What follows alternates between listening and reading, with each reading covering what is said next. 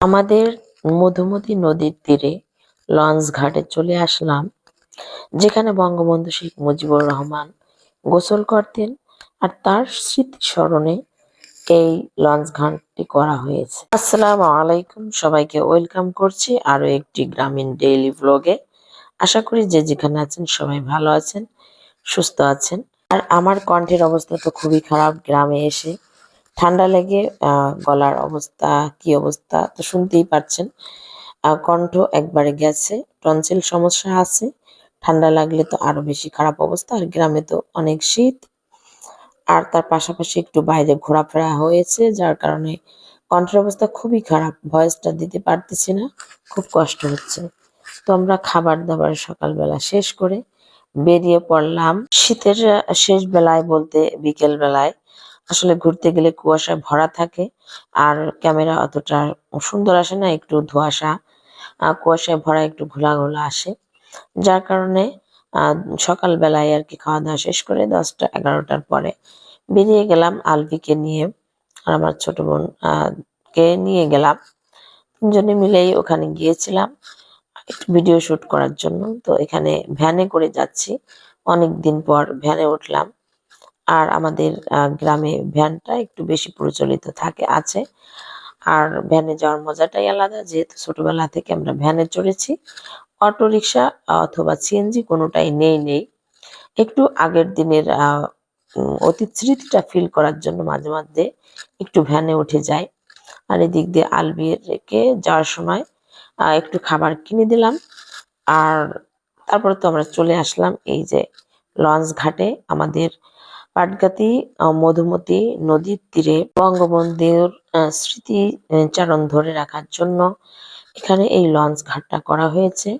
আমাদের পাটগাতি গ্রামের মধুমতি নদীর তীরে আহ এই লঞ্চ ঘাটটা করা হয়েছে। আর এখানে বঙ্গবন্ধু শেখ মুজিবুর রহমান গোসল করতেন, সেই স্মৃতি আর কি চরণটা ধরে রাখার জন্যই এই ঘাটটা তৈরি করা হয়েছে। আর এই ঘাটে অনেক জায়গা নিয়ে এই ঘাটটা খুব সুন্দরভাবে তৈরি করা হয়েছে, এবং যেদিকে যাই সেদিকেই সুন্দর লাগে। এবং অনেক জায়গা নিয়ে বিভিন্ন কয়েকটা স্টেপ এখানে তৈরি করা হয়েছে। আর সাইডে তো আমাদের মধুমতি নদী দেখাই যাচ্ছে। আর মাঝ দিয়ে কিছু কাঁসা বন আছে, এবং একটু কয়েক রকমের গাছও আছে। এই যে আমি হাঁটতে হাঁটতে চলে আসলাম আবার মধুমতি নদীর ঠিক ঠিক ঘাটে চলে আসলাম। আর এখান থেকে পুরো নদীটা আমি একটু ভিডিও করে নিচ্ছি। আমাদের এই নদীটা একসময় অনেক বড় ছিল, বলতে ওই যে নদীর একুল ভাঙে ওকুল গড়ে, এই তো নদীর খেলা। তো একটা কুল ভাঙে এবং অন্যদিকে গড়তে থাকে, যখন চর পড়ে যায়। আমাদের এদিকে অনেক চর পড়ে গেছে। তো এখন ঘাটের এখানে অনেকেই গোসল করে। আর ঘাটের বাম সাইডটা একটু ঘুরে দেখছি, এখানে একটা মেয়ে এবং একটা ছেলে আছে। কাদার মধ্যে ওরা কি করছে এটাই বুঝতে পারছি না। মেয়েটি কাদার মধ্যে অনেকক্ষণ বসে আছে, না জানি কাদা দিয়ে গোসল করবে কিনা এটা বুঝতেও পারলাম না। যাই হোক, ভালো লাগলো, ক্যামেরার ভিতর চলে আসলো, ক্যামেরা বন্দি করে নিলাম। আর নৌকা, নদীতে উম একটু সাইডে একটা নৌকা ছিল। আর আশপাশে নৌকা অতটা দেখা যায়নি, কারণ এই মধুমতি নদীর তীরে একটা ব্রিজ হয়ে গেছে। এই নদীর ব্রিজ হওয়াটার কারণে এখানে নৌকা প্লাস লঞ্চ এখন একটু কম চলে।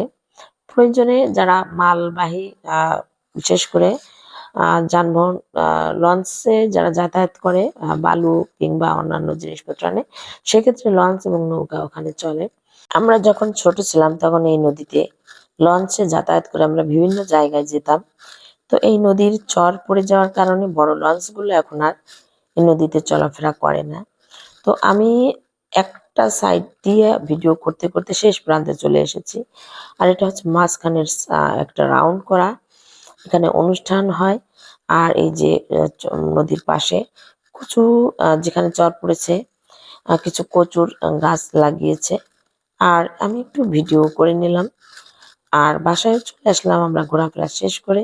এসে রসগোল্লা, ভাপা পিঠা, আর এই যে আমি একটু ধনিয়া পাতা, পেঁয়াজ, সরিষার তেল দিয়ে আমাদের এখানের বিখ্যাত চানাচুর, যেখানে খুবই মজার চানাচুরিটা তৈরি করা হয়। আমার এক মামার নিজের ফ্যাক্টরি আছে, সেখান থেকেই এই চানাচুরগুলো নিয়ে আসি। সবাই মিলে একসাথে চানাচুর খাবো। কাউকে আবার মুড়িও একটু মাখিয়ে দেব। আর এখানে সরিষার তেল, ধনিয়া পাতা আর পেঁয়াজ একটু বেশি করে দিয়েছি। আর এই চানাচুর মাখাটা না সত্যি দারুণ মজার হয়। তো সবকিছু মিলিয়ে ভিডিওটি আপনাদের কেমন লাগলো কমেন্ট করতে ভুলবেন না।